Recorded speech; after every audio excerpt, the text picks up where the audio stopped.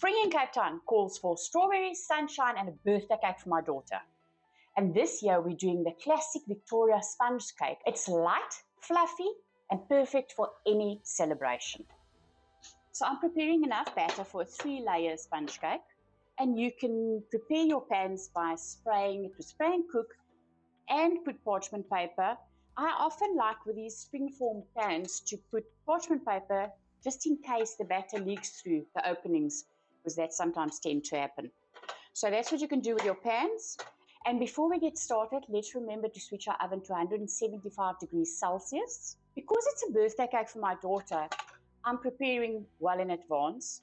We're having a celebration on Saturday, and today's Wednesday evening, I'll be baking the sponge layers and freezing them. And on Friday evening, I'll remove them from the freezer and put them in the fridge to defrost in the fridge overnight. For those of you who know me by now will know that I always go for easy recipes. And this recipe is one of those. It's only got It's only got 7 ingredients. So let me take you down the list. We're using 300 grams of granulated white sugar, 340 grams of, the recipe calls for unsalted butter, but today I decided I'm using Stork baked margarine. So I've got 340 grams of that, 315 grams of all-purpose flour or cake flour, 2 teaspoons of vanilla essence, 2 teaspoons baking powder, a 3/4 teaspoon of salt, and 6 eggs. And that's it. And then we'll be starting off by creaming our butter and our sugar together until it's nice and fluffy. And then we'll add our eggs one at a time before we add our dry ingredients. Let's use our paddle attachment. And to the mixer bowl, we'll add our sugar and our butter. So my butter was a bit hard and I've just softened it in the microwave for 20 seconds and it's perfect. Let me just cut it up in pieces. Let's get that in there. And the sugar. And let's cream that together. And I always have a spatula handy just to scrape down my bowl. It's nice and fluffy. The next step is to add our eggs one at a time. But I don't want any mishaps in my batter, so I'm going to break my eggs one at a time and then add them separately so that I'm sure there's no bad eggs.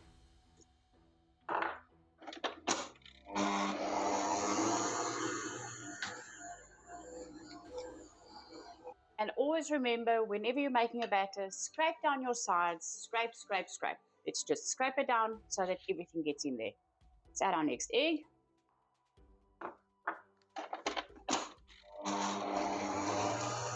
Last egg. The eggs and sugar is ready. Next we'll add in our vanilla and our dry ingredients, but we won't be using the mixer for that. We'll stir in the vanilla and the dry ingredients will be folded in. And all these lovely eggshells, I won't be dumping them. I'll be rinsing them and crushing them and actually using them in my garden. 2 teaspoons of vanilla. So next we'll sift all our dry ingredients so that we can be sure there's no clumps in the batter. So that's our 315 grams of flour. Oh, let's add our baking powder to this while we're at it. And our salt. Okay. And let's fold this in. We just want to fold it in or mix it in until it's combined. And I can still see some flour streaks. So I'm going to continue stirring or folding until I don't see anymore. That's a beautiful batter. So let's divide the batter into the 3 pans. I like to use a scale just to make sure that it's equally divided and at least they measure approximately the same.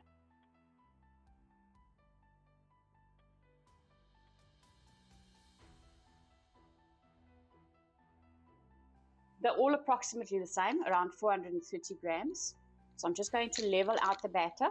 And then when we layer the cake, I'm just going to use the best layer for the top. And what's nice about this sponge is that you can actually freeze it ahead of time.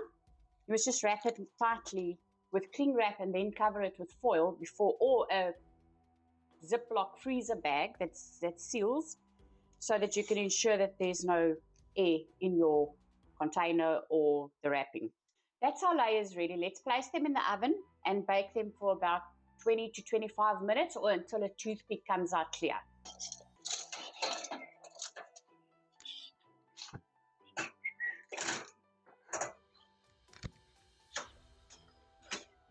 Our cakes look beautiful. I've baked mine for 30 minutes. It's nice and springy to the touch. And when I inserted a toothpick, it came out clear. You also don't want to overbake. Just bake it until your toothpick comes out clear. Because if you bake it too much longer than that, your sponge will be dry. So let's just get this to cool down for about 5 minutes in the pan, and then I'll remove it from the pan and cool it down completely on the wire rack before we wrap them up tightly and freeze them. I've taken the sponges from the freezer last night and left them in the fridge to defrost completely. And I've actually removed them from the fridge about an hour ago just to get them to room temperature. So all we need for decorating the cake is some cream, heavy cream. So I've taken a full cream. So with fat, you need a cream with fat. So that's what I've got. I'm using 500 mils, a teaspoon of vanilla essence, and 60 grams of icing sugar. And we'll be making a whipped cream with that. You'll also need some strawberry jam and some fresh strawberries, but that's your choice. If you don't want to use fresh strawberries, it's fine as well. So I'm going to slice some of these and put them in between, and then I'll top it off with some whole strawberries. So we'll start by whisking the cream and the icing sugar together, and then when it's nice and fluffy or whipped up, we'll add our vanilla essence.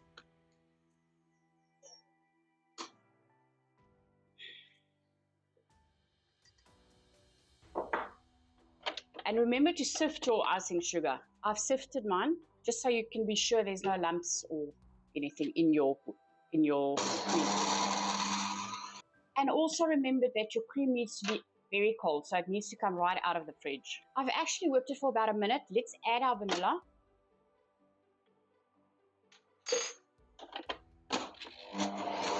You don't want to over whip it either, because then it'll start splitting and you'll get like a coarse consistency. So I'm just going to start off by putting a bit of cream right at the bottom, just to secure our layer. And I'm going to use a large round nozzle to pipe our cream. So for the Victoria sponge, let's start by spreading some strawberry jam onto our layer of sponge, and then we'll pipe some cream.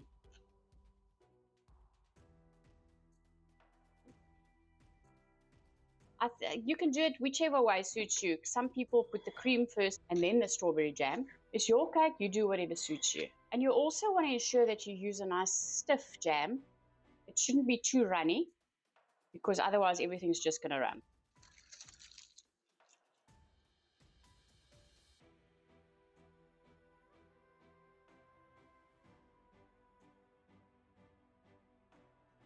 Let's add our, oh no, we want to add some strawberries.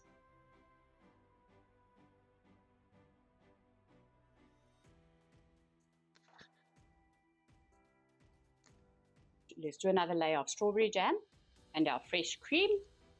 I nearly forgot the strawberries in the last layer, so I had to remove the top sponge. And for the last layer, you're not putting any jam, you're just adding some cream and some strawberries and some icing sugar.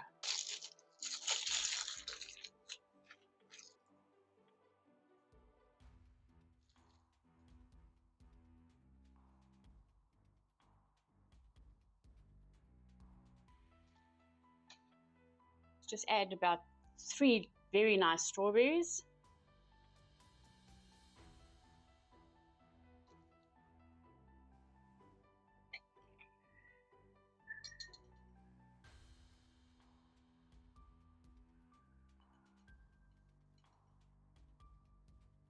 So there's our Victoria sponge.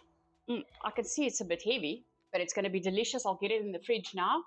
Happy birthday to my beautiful girl. This one's for you. Thank you so much for baking with me. I'll see you in the next video. Bye.